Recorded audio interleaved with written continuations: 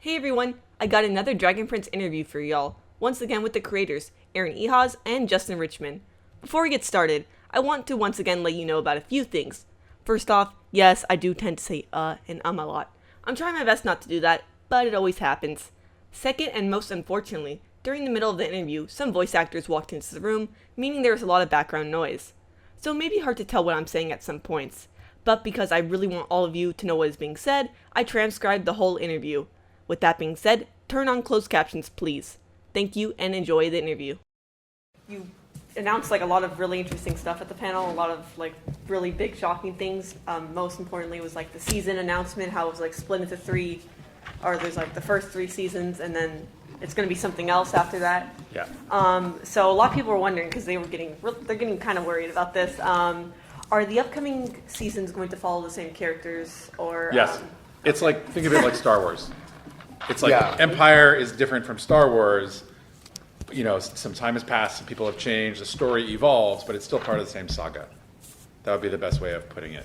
So A new generation. there might be some changes, but it's not a Okay. significant. It's not a full reboot. Sorry, So, you're thinking of Star Wars like the modern. So think of the Right. original 3 Star Wars. right, like Star Wars, Empire, Return of the Jedi. Okay. Yeah. Right, Yeah. the saga, Yeah. things change, Yeah. times pass, the story evolves, new threats emerge, but it's not immediately continuous. It's not like the next. not like tomorrow. It's not like right after Star Wars ends, everybody's like, so what are we gonna do with our cool medals? Right. It's Except it's for actually Chewbacca. so.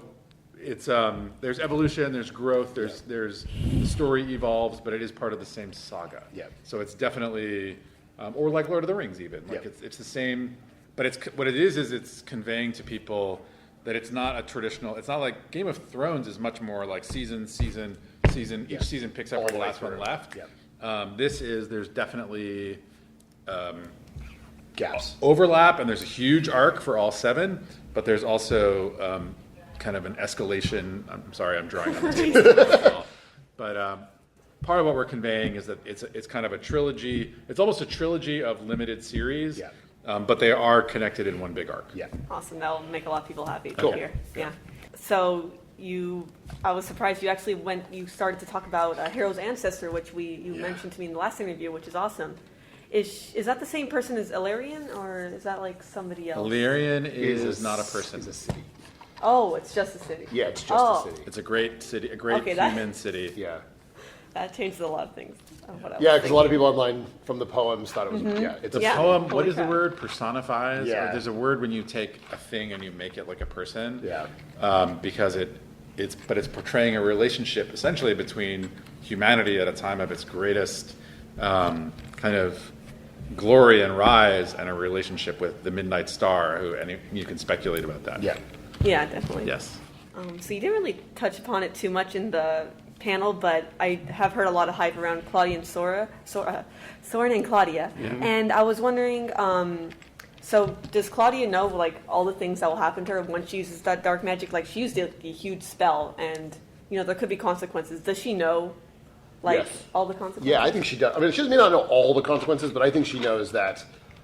I think she is okay, maybe she didn't know going in, but I think she's starting to realize. She knows it uses something up inside you, and I think after what happens in season 2, that she understands, there may be a growing physical cost to doing these things, right? So I think she maybe suspected it. I don't know. I feel like she may have known that it was coming, and she knew what the cost was going to be, but that it was a big deal when she did that spell, I think. Yeah, she certainly knows. Yeah. I mean, I think it's one of those things where we all do things that have a cost, and sometimes we do it because where the cost seems so many years or decades away that Yeah. we do something that's unhealthy because it feels good, or we think it's important or valuable. do it, yep. And I think it's a little like that, That makes sense. Yeah. Yeah. And so there's also so many storylines going on. I know how you talked about Ezra and there's gonna be a fallout of him coming home. But Sorna and Claudia are also come on their way back, I think. So how do you think they would react to everything that's happened with their father? I don't want to answer that question because you see that stuff. Okay. I feel like it's in the season and it's a super cool moment. There's a super cool set of things that happen. I just don't want to spoil it, but you will see the fallout of what has happened to Viren and them coming back.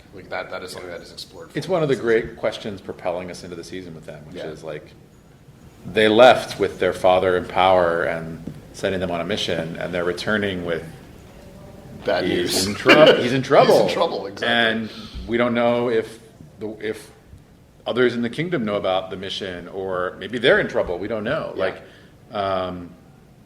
So you get to see a bunch of cool stuff there, though. So. Yeah. I'm excited. Yeah. And so speaking of Viren, I also want to know, like, how can, since him and Aaravos were really, like, they had a very much back and forth, how much from now on can we expect, like, his choices to be his own versus that of Aaravos? Because they seemed, in the last episode, he was, like, fighting with him, kind of. I think that Viren's choices are his own to the extent that he knows.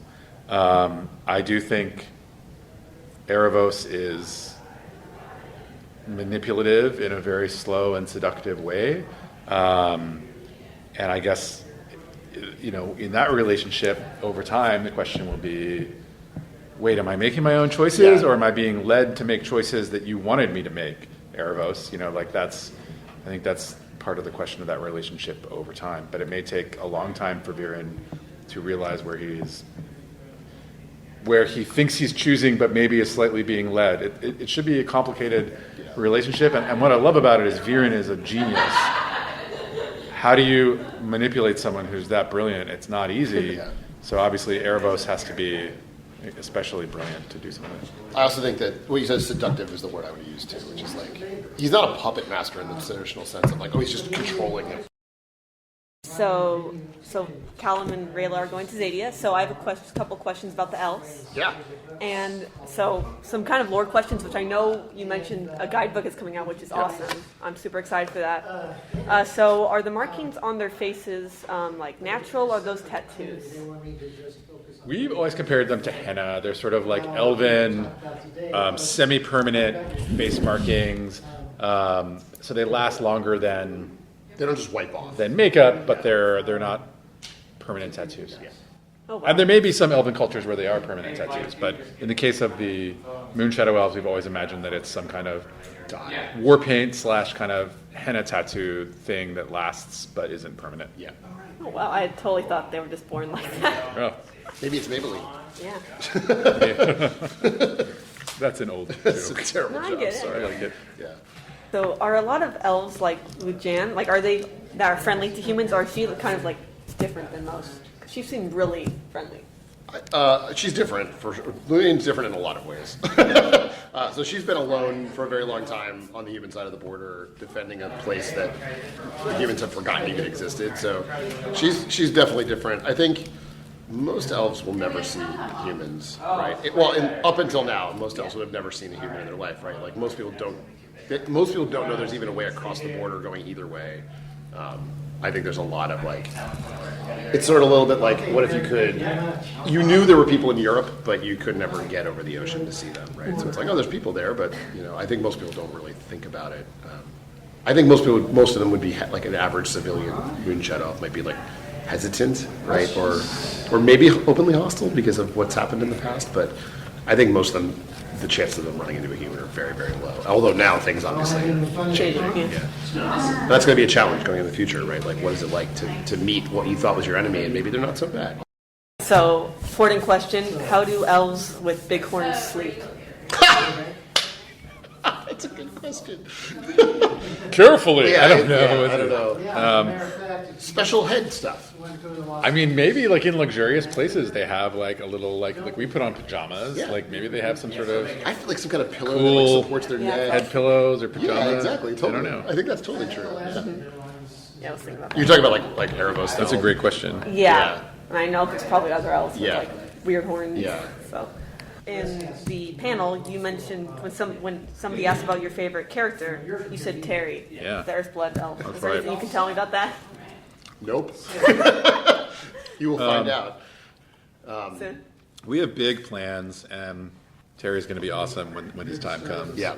Nice. But yeah, he's great. He's a great character. He has some powers that resemble some of Toph's powers. Yeah. Yes, that's right. Oh, from like Avatar. Yeah. Yeah. Will we learn more about the other rulers of the Five Kingdoms more? Because we kind of just barely saw them. Yes. You will see more stuff with the rules of the Five Kingdoms, and yes, they play a part in the next season. So yes, there will be more about that. And finally, I guess, what will Amaya think about everything that's happened to Gren and her nephews? That's a good question. I'm trying to think how to answer it. Right. Unfortunately, Amaya's situation is going to get very complicated very quickly. Yeah, that's a good way to put it. So, you will see a bunch. Amaya's in this season. There's a bunch more Amaya stuff. So, Awesome. yeah. Oh, cool. Is that it? Yeah, all the main ones I wanted to get to. Okay. If you think of anything else, let us know. Yeah, for real. We're happy to jump on and do whatever.